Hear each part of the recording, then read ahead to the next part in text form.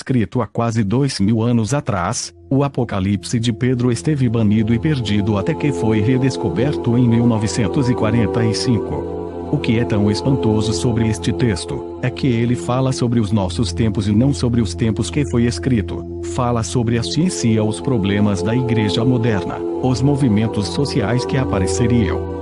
E a pessoa que o escreveu de algum modo que as informações deveriam ser mantidas em segredo e que seriam recuperadas 2000 anos mais tarde. Apocalipse de Pedro.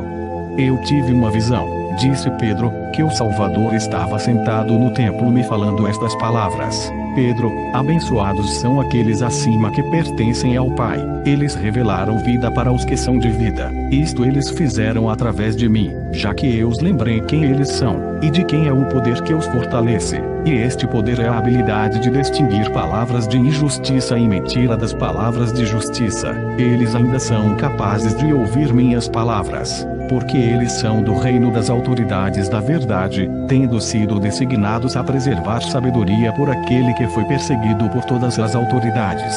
Ninguém o encontrou através das escrituras apenas, já que o nome dele nunca foi especificamente mencionado nelas, nem mesmo entre a geração dos profetas. Todavia, o Filho do Homem, que é exaltado acima de todos os homens, até mesmo acima daqueles de natureza igual e semelhança, apareceu entre aqueles que pertencem a ele. Mas você, Pedro, seja completo, mesmo você já sendo completo na minha consideração. Lembre-se que eu te escolhi dentre todos para se tornar a base do remanescente que eu convoquei para a sabedoria, Gnosis. Então, seja forte, até que a imagem da santidade, que é aquele que te convidou para conhecê-lo, aquele que foi rejeitado pela humanidade, aquele que foi estigmatizado pela marca da rejeição da carne de suas mãos e pés, o que foi coroado no mundo inferior, o que se vestiu com um corpo de esplendor, que é a esperança do servo e seu distintivo de honra, te testa 3 vezes esta noite. Enquanto o Senhor dizia estas coisas,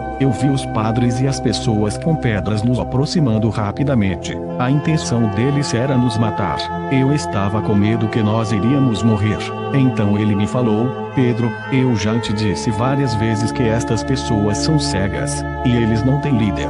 Se você quer experimentar a cegueira deles, segure seu manto sobre os olhos. Então me diga o que você vê. Quando eu fiz isto, eu não vi nada. Ninguém consegue ver deste jeito, eu disse. Então ele me falou para fazer novamente. Eu fiz, e eu fui tomado por uma mistura de medo e alegria, pois eu vi uma luz nova, maior do que a luz do dia. Então a luz desceu até o Salvador, e eu contei para ele o que eu vi. Ele me falou de novo: coloque suas mãos nos seus ouvidos e escute o que as pessoas estão dizendo. Eu ouvi os padres enquanto eles estavam sentados com os escribas. As multidões estavam gritando. Eu contei para ele o que eu ouvi, e ele de novo me disse: aguce os seus ouvidos e escute o que eles estão dizendo. Eu escutei novamente. Enquanto você está sentado, a multidão está te louvando. Quando eu disse isto, o Salvador respondeu: eu te falei antes que estas pessoas não conseguem ver nem ouvir.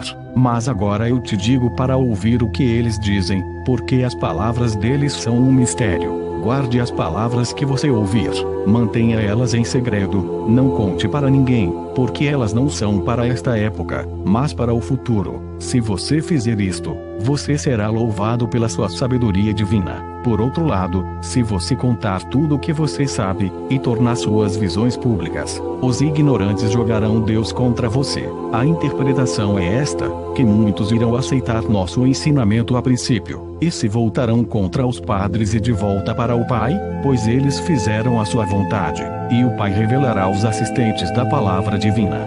Mas se alguns escolherem se misturar com esses padres, eles serão tomados como prisioneiros deles, já que eles são naturalmente cegos e sem percepção espiritual. Deste modo os honestos, bons e puros serão lançados para o operário da morte, junto com a congregação daqueles que pregam a ressurreição do Cristo.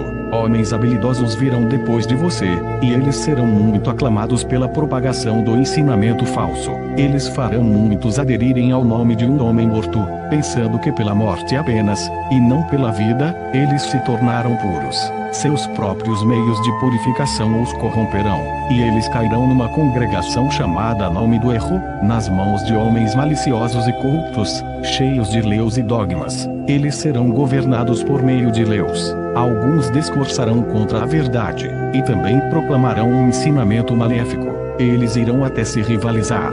Alguns receberão grandes condecorações, esses que fazem parte do poder dos arcontes, e eles não serão intimidados, nem mesmo pela possibilidade de sofrerem por conta de suas imoralidades. E eles analisarão os sonhos das pessoas, e se eles disserem que um sonho veio de um demônio digno do erro deles, eles pronunciarão julgamentos que levarão à perdição ao invés da integridade, pois uma árvore ruim não pode gerar bons frutos. Qualquer que seja a árvore, é isso que virá dela. Certamente nem todos são da verdade, nem todos são imortais. Na verdade, na nossa percepção, todas as almas destes tempos estão naturalmente designadas à morte, porque o homem-alma é sempre um escravo, sendo gerado para satisfazer seus desejos e destruição. Homens-alma existem em destruição e vieram da destruição. Almas adoram a carne que foi gerada com elas, mas almas imortais não são como estas. Pedro, até a morte. O imortal parece com o mortal,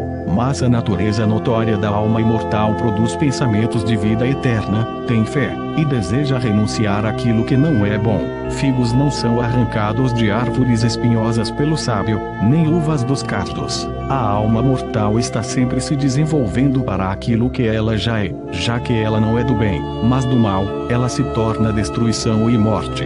Mas a alma imortal que se une com o eterno, que é aquele de vida, se parece com a imortalidade e todos os bons frutos que vêm dele. Portanto, aqueles que são surdos e cegos se unirão com os do mesmo tipo, e as coisas mortas se dissolverão para a não existência. Outros serão transformados pela prática do discurso infeliz e deturpação dos mistérios. Alguns daqueles que são intelectuais, porém não iluminados, que não entendem os verdadeiros mistérios, irão se vangloriar de que eles sozinhos sabem toda a verdade. Eles irão acreditar em suas próprias fábulas. Então, estando com inveja dos imortais, irão arrogantemente e orgulhosamente tentar trazer outros para o ponto de vista deles mesmos. Mas estes ostentadores jamais foram salvos pelo método determinado, que é o caminho, embora o maior desejo deles seja a incorruptibilidade. Ao ouvi-los falar, alguém chegaria a crer que eles tiveram uma comunicação direta com as várias hierarquias de anjos, poderes supremos, forças, autoridades, e que eles estavam presentes na própria criação do mundo. O desejo deles é serem lembrados, glorificados e abençoados pelos imortais, muito embora eles saibam que eles não têm parte na imortalidade. Aqueles que são enganados por este tipo recebem de fato uma sensação de poder da alma, mas ele emana do intelecto ao invés do espírito. Deste modo, estes discípulos imediatamente se juntam com aqueles que os enganam. Outros mensageiros do erro se opõem à verdade criando leus contra pensamentos que são puros, e que são meus pensamentos. Eles falam segundo uma perspectiva dogmática limitada em suas ideias, ensinando que o bem e o mal vêm do mesmo lugar.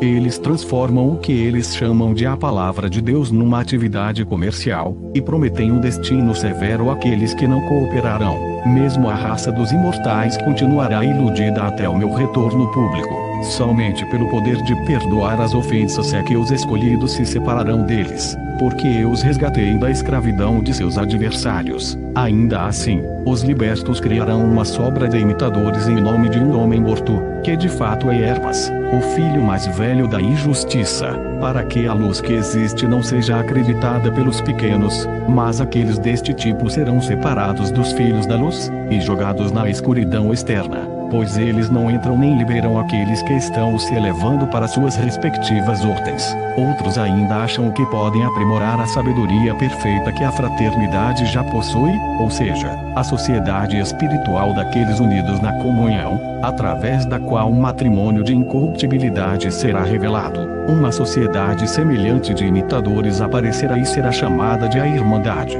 Estas irmãs irão oprimir seus irmãos dizendo coisas do tipo, já que a salvação veio do útero, Deus deu privilégios especiais às mulheres. Elas não sabem da punição severa que terão que passar por se aproximarem e aprisionarem os pequenos com esta enganação. Até alguns que estão fora da nossa sociedade se deram nomes impressionantes, como reverendo tal e tal, bispo alguma coisa, diácono não sei das quantas. e falam como se tivessem recebido autoridade diretamente de Deus. Estes desafiam o julgamento de líderes verdadeiros, e não passam de canais secos. Mas eu disse: eu estou muito perturbado pelo que você me disse, que os pequenos, na nossa percepção, são falsificados, e que multidões enganarão multidões daqueles que possuem vida, e irão se misturar com eles e destruí-los. Mas quando eles disserem o seu nome, eles serão acreditados. O Salvador disse: por um tempo predeterminado, em proporção ao erro deles, eles terão autoridade sobre os pequenos.